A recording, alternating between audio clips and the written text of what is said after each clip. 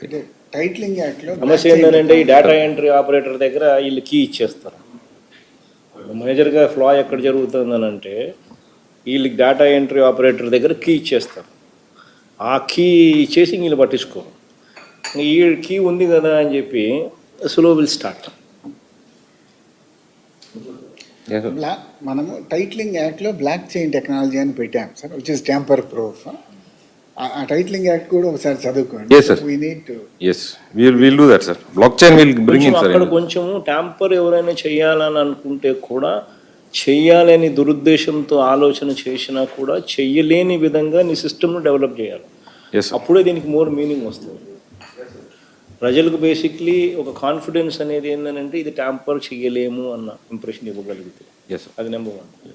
Number 2, whatever technology ద్వారా నువ్వు ఏదైతే నువ్వు పెట్టగలిగింది that should only be stand by. You would have to be make sure that physical documents are also given. Yes.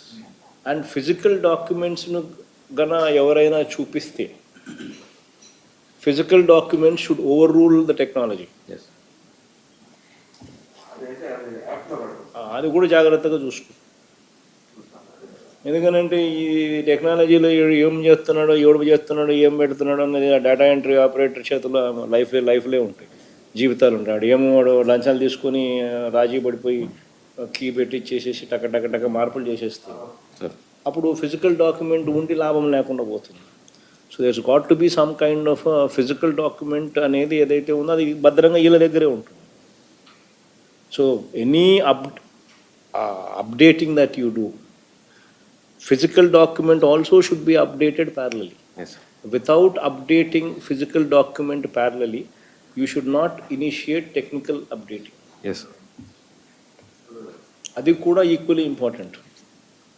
Otherwise what will happen is we ignore the physical document updating. Then what happens is physical document would say something, your digital document would say something else.